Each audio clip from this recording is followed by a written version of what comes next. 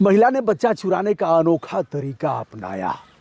लोग उसे बांझ बांझ कहते थे, निसंतान, निपुत्री। अरे भैया, सुबह सुबह इसका मुंह देख लेने पर भैया दिन भर शुभ नहीं होगा, दिन भर ठोकर लगेगा, बना हुआ काम बिगड़ जाएगा, शुभ कार्य हो ही नहीं सकता। या तो बांझ है, इसकी कोख सुनी है।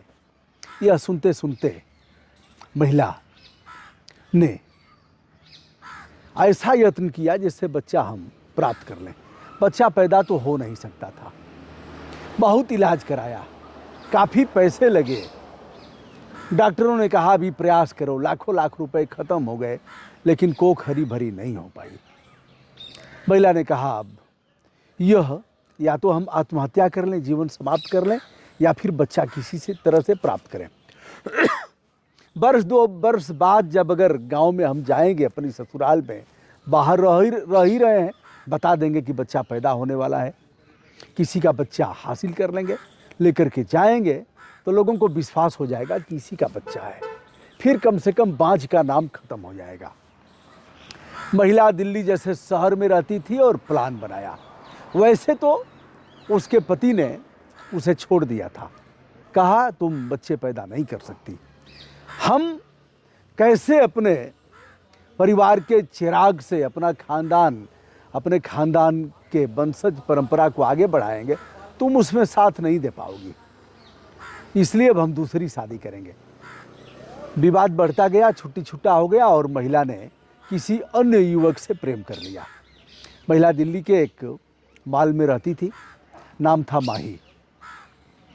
माही से रोहित का संबंध हो गया। माही रहने वाली थी उत्तर प्रदेश की और रोहित भी रहने वाला था उत्तर प्रदेश के बांदा का, और माही गोंडा की तरफ की रहने वाली थी।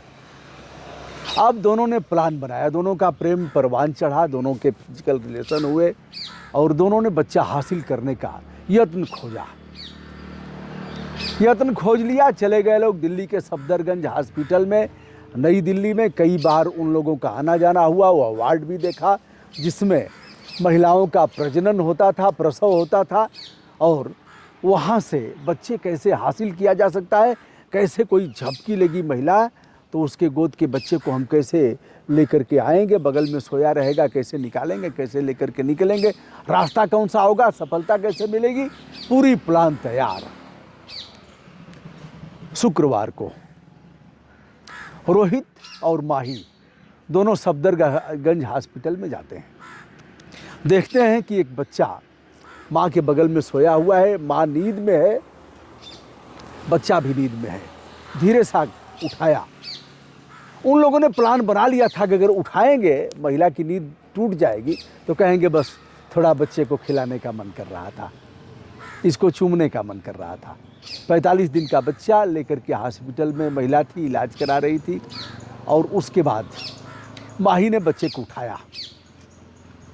किसी ने ध्यान नहीं दिया, लगा होगा कि परिवार का ही है, और फिर वहाँ से लेकर के वह सीधे निकलती है, गेट पार करती है, आ जाती है सड़क पर। उधर वाहन लेकर के उसका जो प्रेमी था रोहित तैयार था, वहाँ से भागते हैं सब आगे और आ जाते हैं रेलवे स्टेशन। ये है दिल्ली का रेलवे स्टेशन आनंद विहार। इधर महिला की नींद टूटती है, हड़कंप मचता है, बच्चा कहाँ गया, रोना चिल्लाना शुरू होता है। फिर सीसी फुटेज कैमरे का सहारा लिया जाता है। महिला ने एक कर दिया, हमारे बच्चे को चोरी किसने किया।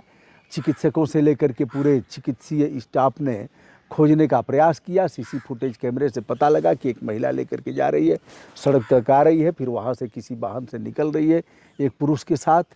अब कहाँ गई होगी, अंदाज़ा लगाया गया या तो नई दिल्ली रेलवे स्टेशन, पुरानी Delhi railway station, Kashmiri gate का जो रोडवेज है अंतर्राष्ट्रीय बस अड्डा, वहाँ गई होगी, या फिर गई होगी आनंद विहार, या फिर अन्य जो रेलवे स्टेशन हैं। अब पता लगता है कि आनंद विहार से एक महिला इस तरह से गोद में बच्चा लेकर के निकली है। जीआरपी लग जाती है, आरपीएफ लग जाता है और खोजबीन शुरू होती है। महिला पहले जनरल में जाती है, लेकिन लगा कि जनरल में पोल खुल जाएगा, इसलिए टीटी से बात करते हैं दोनों। टीटी ने कहा कि पैसे लगेंगे। उसने कहा हमारा बच्चा छोटा सा है सर, रहम करिए, और हम जनरल वार्ड में, इसको दिक्कत हो जाएगी, बीमार था। टीटी को दया भी आती है, लेकिन खेल होता है। 3,000 रुपये जनरल का टिकट और 3,000 रुपये लेकर के टीटी उन्हें थर्ड AC में सीट दे देता है। अब महिला आनंद विहार से आगे चलती है, लखनऊ की तरफ ट्रेन बढ़ रही है। इधर पता लग गया, हर रेलवे स्टेशन पर GRP वाले देख रहे हैं, RPF वाले देख रहे हैं। बरेली से आगे आते आते वह महिला बच्चे के साथ पकड़ ली जाती है। वैसे बच्चे को वह बार बार अपने स्तन से चिपकाना चाहती है, दूध पिलाना चाहती है। दूध तो है नहीं, पिलाएगी कैसे, लेकिन बार बार यह प्रयास कर रही है कि बच्चा उसी का है। लेकिन 3 छुपाए ना छुपे, चोरी हत्या पाप। महिला पकड़ ली गई। अब असली माँ को बच्चा दे दिया जाएगा। एक कहानी जिसे आपने सुना होगा, एक बच्चे पर 2 महिलाओं ने दावा किया। मामला गया राजा के पास। राजा तय नहीं कर पाया कि बच्चा किसका है। वो अभी रोती थी बच्चे के लिए, वो अभी रोती थी। बच्चा जो पालने वाली महिला थी वह कह रही थी कि हम नहीं बच्चा पाला है, हमारा बच्चा हमको पहचान रहा है, देखो ना। बच्चा जिसके साथ रहेगा, दूध पिएगा, जिसके साथ रहेगा उसको पहचानेगा। एक माँ ऐसी जो बच्चे के साथ है, बच्चे पर दावा कर रही है। एक माँ ऐसी जिसका बच्चा खोया है, वह कह रही है यही हमारा लाल है, यही हमारे जिगर का टुकड़ा है, 9 महीने तक मांस के लोथड़े के रूप में हमने इसे पाला है, बेटा हमारा यही है।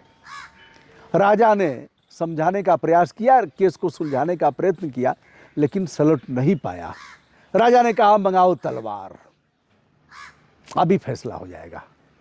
तलवार आ गई। कहा देखो ठीक है तलवार ना, उसको रगड़वाया ठीक से, पत्थर पर सान धरवाया। कहा ऐसा करो, बच्चा है तो एक ही वार में 2 टुकड़े उसके हो जाए। कौन सा टुकड़ा कौन लेगा तय कर लो तुम लोग। जिसने बच्चे को पाला था वह कुछ बोल नहीं रही है। राजा ने कहा 1 2 3। उसके बाद तलवार चलेगी और बच्चे का 2 भाग हो जाएगा, एक एक भाग ले लेना तुम। तलवार उठाया, कहा एक के बाद अब एक महिला का दिल धड़कने लगा, और उसने, राजा ने कहा 2। तब तक महिला ने कहा खबरदार राजा साहब, बच्चा इसको दे दीजिए। यद्यपि बच्चा हमारा है, लेकिन मैं अपने जिगर के टुकड़े को 2 भाग होते हुए तलवार से नहीं देख सकती। कम से कम मेरा लाल जिंदा तो रहेगा, इसी को दे दीजिए। राजा ने कहा बच्चा इसी का है जो अपने बच्चे का कत्लेआम नहीं देख सकती। तो दोस्तों यह रहा बच्चे के चोरी की घटना। हाँ, अभी एक चीज़ और बताएंगे। बच्चा अगर आपको चाहिए तो आसान तरीका है, बच्चा मिल सकता है। जिला प्रोबेशन अधिकारी हर जिले में है, और उनके यहाँ आप रजिस्ट्रेशन कराइए। जो निसंतान दंपत्ति हैं, बच्चे पैदा नहीं हो रहे हैं, उनको बच्चा मिल जाएगा। ऐसे तमाम लावारिस बच्चे होते हैं, रजिस्ट्रेशन कराएंगे तो आपका नंबर आ ही जाएगा। दोस्तों मैं हूं ब्रजभूषण दुबे। आज इस बच्चे पर एक वीडियो, आशा करता हूं आप सभी को अच्छा लगा होगा। प्रणाम, नमस्ते, शुभकामना।